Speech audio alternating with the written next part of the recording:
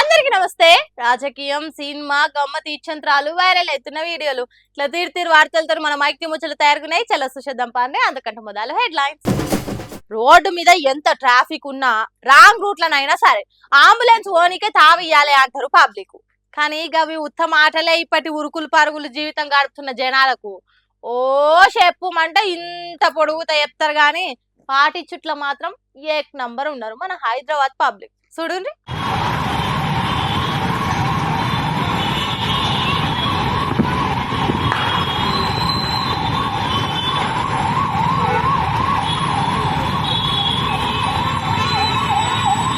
వారే వా, ఎంత కైండ్ హార్టెడ్, ఎంత మంచి మనసు.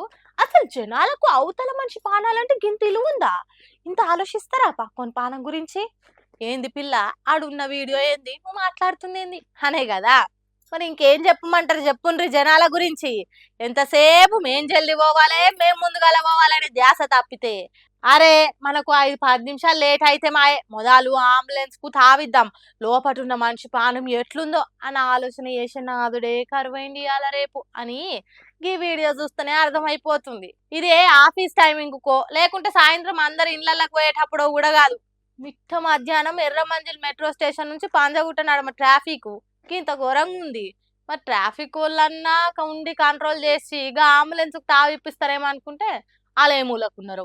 జనాలన్నా జర సహకరిస్తారు అంటే సాందు దొరికితే చాలు ఈనాళ్ళకు దూసుకపోతా ఉన్నారు. అట్లా తయారైంది లోకం. ఏమంటాం ఇక చెప్పుండ్రి మీరే. బాలకృష్ణ ఎమ్మెల్యే అయితేనే అభిమానుల సంబరం చిన్న ఉండదు.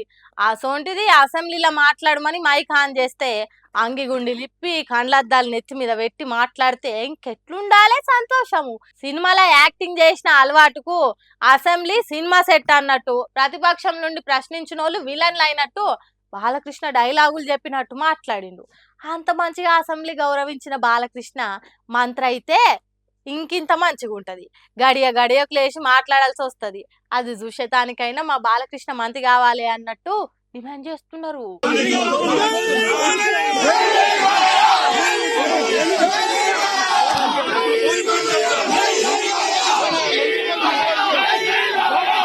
మా బాలయ్య మంత్రి కావాలి అని మొత్తుకుంటుంటే చూడుండ్రి ఎట్లా ముసి నవ్వులు నవ్వుతున్నాడు బాలకృష్ణ. అసెంబ్లీలోనే దబిడి దిబిడి అనిపించినోడు అని నాంచి నత్తి మాట్లాడినా చెప్పిందే 2-3 సార్లు చెప్పే అంత గొప్ప మనిషి ఉత్త ఎమ్మెల్యే ఉంటే ఏం ఫాయిదా ఉండదని మా సార్ ఖచ్చితంగా మంత్రి కావాలి లొల్లి చేసిండ్రు. హిందూపురం ఎట్లున్నది, అక్కడ జనాల సాధక బాధకాలు ఏంటి అని తెలుసుకోనికి పోతే మరి ఎందుకో గాని తనను ఓట్లేసి గెలిపించిన హిందూపురం ప్రజలు తానికి పోయిండు. ఇంకేంది బాలయ్యకు అభిమానులు తక్కువనా? జై బాలయ్య జై బాలయ్య అనుకుంటా ప్లకార్డులు పట్టుకొని ఎదురొచ్చిండ్రు. ఇక బాలయ్య వాళ్ళతో మాట్లాడుకుంటా సార్ మీరు మంత్రి కావాలి అని చెప్పుడుతోని నవ్వుకుంటా పోయిండు. సరే కానీండ్రి అన్నట్టు చెయ్యి ఊపుకుంటూ పోయి కారు ఎక్కిండు. అటెనక బాలయ్య మంత్రి కావాలి అని మోచుకున్నారు. వాజీబే బాలయ్య మంత్రి కావాల్సిందే. ఎమ్మెల్యే ఉంటేనే కండ్లద్దాలు నెట్టి మీద పెట్టి అంగి గుండీలు తీసి అసెంబ్లీలో మాట్లాడిండు. మంత్రి అయితే ఇంకెట్లుంటుందో సుశతానికైనా మంత్రిని చేయాలి అని కోరుతున్నారట ఏపీలో ఉన్న బాలయ్య ఫ్యాన్స్. ముందు చూపున్నోడు ముందటికే పోతాడు, వెనక ముందు చూసుకోనాడు ఎల్లెల్కల పడతాడు అనే ముచ్చట బీఆర్ఎస్ పార్టీలకు బాగా తెలిసినట్టున్నది. అందుకే జూబ్లీహిల్స్ ఎన్నికలలో అన్ని పార్టీలు గుర్రు పెట్టి నిద్రపోతుంటే బీఆర్ఎస్ పార్టీ కడమ పార్టీలు బిత్తరపోయే తట్టి చేస్తున్నది. చూడండి ఎన్నికల కోసం ఎంత పెద్ద సభ పెట్టిండ్రో. జనం పొట్టొచ్చిండ్రు. ఎటు దిక్కు చూసినా గులాబీ రంగే, ఆకాశం భూమి గులాబీ రంగు పూసుకున్నాయా అన్నట్టు అయింది అనుకో రాదుండ్రి. ఇంత భారీగా జనం వచ్చిన సభల ముందుగాల మాగంటి సునీత మైక్ పట్టి మాట్లాడుతుంటే ఆరోగ్యం మంచిగా లేక జీవిడిచిన తన భర్త మాగంటి గోపీనాథ్ గుర్తుకొచ్చిండు కావచ్చు. పాపం దుఃఖం ఆపుకోకుంటే ఏడ్చింది. గోపీనాథ్ గారి ఆశయాల్ని అందరం కలిసి ముందుకు తీసుకువెళ్దాం.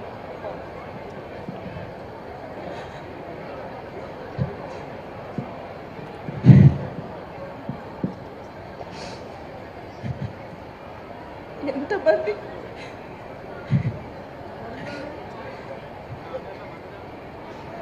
తర్వాత మాజీ మంత్రులు తలసాని శ్రీనివాస్ యాదవ్, హరీష్ రావులు మాట్లాడుకుంటా ఈ వేదిక మీద చెప్తున్నాం, ఎన్ని బిల్లు వచ్చినా ఎన్ని ఇబ్బందులు పెట్టినా నల్ల బిల్లు కట్టకండి, మేము మీ వెనుక ఉన్నామని చెప్పి నేను ఈ సందర్భంగా తెలియజేస్తా ఉన్నాను. ఇక సీఎం రేవంత్ రెడ్డి చేస్తున్న మోసాల మీద మాజీ మంత్రి హరీష్ రావు మాట్లాడుకుంటా బొబ్బలు వచ్చేటట్టు కాంగ్రెస్ కు సురుకులు పెట్టాలి అన్నట్టు మాట్లాడిండు. కాంగ్రెస్ పార్టీ చిత్తుగా ఓడితే రేవంత్ రెడ్డికి కనునిప్పు కలుగుతుంది అని చెప్పి ఇలా రాష్ట్ర ప్రజలు భావిస్తా ఉన్నారు. లేకపోతే రేవంత్ రెడ్డి ఏమంటాడు, నేను మహాలక్ష్మి ఎగ్గొట్టినా, 6 గ్యారెంటీలు ఎగ్గొట్టినా, అవ్వా తాతలకు పెన్షన్ ఇయ్యకపోయినా, హైడ్రా పేరిట పేదల ఇండ్లు కూల్చినా నాకే ఓటేసిండ్రు అనడా? మరి రేపు ఇవన్నీ ఆగాలంటే అవ్వా తాతలకు 4000 పెన్షన్ రావాలన్నా, మా అక్క చెల్లెలకు మహాలక్ష్మి రావాలన్నా, నిరుద్యోగ యువతకు ఉద్యోగాలు రావాలన్నా, నిరుద్యోగ భృతి దక్కాలన్నా, విద్యార్థి భరోసా కార్డు రావాలన్నా, హైడ్రా ఆగాలన్నా మన బీఆర్ఎస్ పార్టీ గెలవాల్సిన అవసరం ఉంది.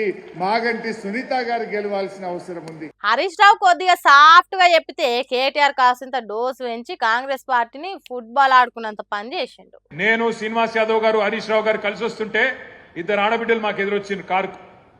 ఒక అమ్మాయి పేరు శబానా, ఇంకొక అమ్మాయి పేరు స్వప్న. ఇద్దరు నువ్వు ఒకసారి దర్వాజా తీ, తలుపు తీ అంటే తలుపు తీసిన. ఇక వాళ్ళు, నేనైతే నాకు తెలియదు గిన్ని తిట్లుంటాయి హిందీ భాషలో, ఉర్దూ భాషలో, తెలుగు భాషలో గన్ని తిట్లు తిట్టిర్రు రేవంత్ రెడ్డిని. తెలుగు భాషలో గిన్ని తిట్లు గిన్ని రకాలుగా తిట్టొచ్చని కూడా నాకు తెలియదు. గన్ని తిట్లు తిట్టి వాళ్ళు ఒకటే మాట చెప్పిర్రు, అన్నా మీరు వచ్చే అవసరం లేదు, చెప్పే అవసరం లేదు, మా ఆడబిడ్డలు మేమే చూపెడతాం, ఒక దుర్గాదేవి లెక్క, ఒక కాళికాదేవి లెక్క భరతం పడతాం కాంగ్రెస్ పార్టీది, మోసం చేసినందుకు మేం చూసుకుంటాం వాళ్ళ సంగతి అని చెప్పి దోకాబడ్డ ఆడబిడ్డ శబానా చెప్పింది, దోకా తిన్న ఆడబిడ్డ, మోసపోయిన ఆడబిడ్డ స్వప్న చెప్పింది, మేం చూసుకుంటామన్నా మీరు భయపడకుర్రి అని చెప్పి మాకు ధైర్యం చెప్పిండ్రు. ఇట్లా ప్రతి ఒక్క ముచ్చట మీద కాంగ్రెస్ అలా పరువు తీసిండ్రు బీఆర్ఎస్ పార్టీలు. అందరికంటే ముందుగాల సభలు పెట్టుడు, అందరినీ కలుపుకొని పోవుడు, బీఆర్ఎస్ పార్టీకి కడమ పార్టీలకు ఉన్న తేడా చెప్పుడు, గుంప గుత్తుగా జూబ్లీహిల్స్ ఓట్లు బీఆర్ఎస్ పార్టీకి పడాలని అన్నట్టు ప్రచారాలు చేస్తున్నారు. వీళ్ళిట్టుంటే కాంగ్రెస్ బీజేపీ పార్టీలది మాత్రం అసలు ప్రచారమే షురువు కానట్టున్నది. మైకులు సౌండ్ బాక్స్ల సాపడే కరువైంది. ఇట్లా అయితే వారు వన్ సైడ్ అయ్యేటట్టు కొట్టేటట్టున్నది కాంగ్రెస్ బీజేపీ ప్రచారాలు మొదలు పెట్టకుంటే అని అంటున్నారు. బీఆర్ఎస్ పార్టీ ముందు చూపు హుషారుతనం చూస్తున్న జనాలు. ఇప్పుడు కాంగ్రెస్ పార్టీ లీడర్లు కార్యకర్తలు ఎట్లుండాలనేది జనం అప్పుడప్పుడు మర్చిపోతారు కాబట్టి వాళ్ళే యాద్ చేస్తుంటారు. హాగో ఆ పని ఇప్పుడు హైదరాబాద్ అంబర్పేట్ కాంగ్రెస్ పార్టీ తన భుజాల మీదకి ఎత్తుకున్నది.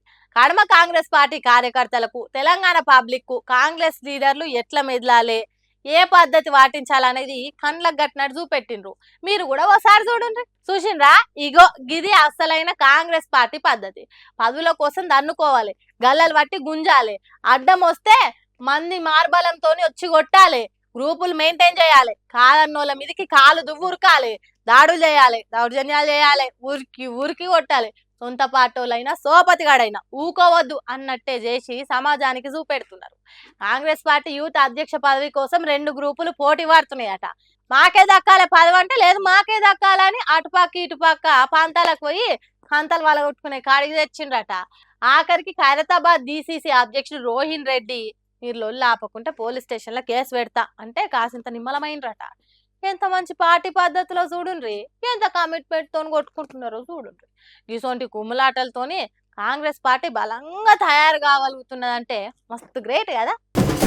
చెప్తానే ఉన్నాం మంత్రి కొండా సురేఖకు ఇంకో మంత్రి పొంగులేటి శ్రీనివాస్ రెడ్డికి నడిమిట్లా పచ్చి నీళ్ళు పోసిన పెట్రోల్ కంటే ఎక్కువ మండుతున్నదని. హాగో అది ఇవాళ మళ్ళా బయట. అసలు లెక్కకైతే దేవాదాయ శాఖ మంత్రి కొండా సురేఖతో పాటు మేడారం దర్శనం చేసుకోవాలి కడమ మంత్రులు ఎవరన్నా అడిగిపోతే. కానీ మంత్రులు సీతక్క, పొంగులేటి ఇద్దరు కలిసి సమ్మక్క గద్దెల కాడికి పోయి అక్కడ జరుగుతున్న డెవలప్మెంట్ పనులు పరీక్ష పట్టి చూసిండ్రు. అట్లనే సమ్మక్క సారలమ్మ గద్దెలకు మొక్కుకున్నారు. సీతక్క తల్లులకు చీరలు, బంగారు బుట్టలు పెట్టుకొని పొంగులేటి ఎంట నడిచింది. తర్వాత పూజారి బొట్లు పెట్టి పూజ చేసిండు. అంత మంచిగానే ఉన్నది. కానీ దేవాదాయ శాఖ మంత్రిని కాదని వీళ్ళు పోయి అక్కడ పనులను పరిశీలించుడేంటి అంటే పొంగులేటికి కొండా సురేఖకు వసుకుతలేదు అనేది నిజమే కదా. మేడారం డెవలప్మెంట్ టెండర్లు పొంగులేటి దక్కించుకొని కొండా సురేఖ కోపం తెప్పించి పంచాయతీ మోపు చేసింది అన్నట్టే కదా. అందుకే కావచ్చు నువ్వెంత అంటే నువ్వెంత అన్నట్టు చేస్తున్నారు మంత్రులు. మంత్రి పొంగులేటి కొండా సురేఖను లెక్క చేయకుండా మేడారం వచ్చిండు. నువ్వు ఎంత ఎత్తెగిరినా ఆఖరికి దేవాదాయ శాఖ మంత్రినైనా నా దగ్గరకు వస్తావన్నట్టు కొండా సురేఖ ఓకుంటున్నది కావచ్చు. ఈ లొల్లి చూస్తుంటే లోపట కోపాలు బాగానే ఉన్నట్టు కొడుతున్నది. ఈ లొల్లి ముదిరితే కాంగ్రెస్ సర్కార్ పరువు పాకాల చెరువులు కలిసినట్టే అవుతుంది. కాబట్టి ఇప్పటికైనా లొల్లిలు మధ్యవర్తులు ఎవరైనా తేల్చాలి, లేకుంటే కాంగ్రెస్ సర్కార్ ఇజ్జతు పోవుడు ఖాయమని అంటుర్రు. మరి చూడాలి ఈ పంచది ఎంత దూరం పోతుందో, రువ్వడిగా పోతుందో, నడుమిట్లు ఏమన్నా టక్కర్ అవుతుందో, లేకుంటే స్పీడ్ బ్రేకర్లు వాడి శాంతిస్తారు. చూసిరారులా నేను వర్క్ కష్టం ముచ్చట్లు ఎట్లునే ఇంకిన్ని ముచ్చట్లతో మళ్ళీ కలుద్దాం. అప్పటిదాకా చూస్తూనే ఉండరు మైక్ టీవీ ముచ్చట్లు.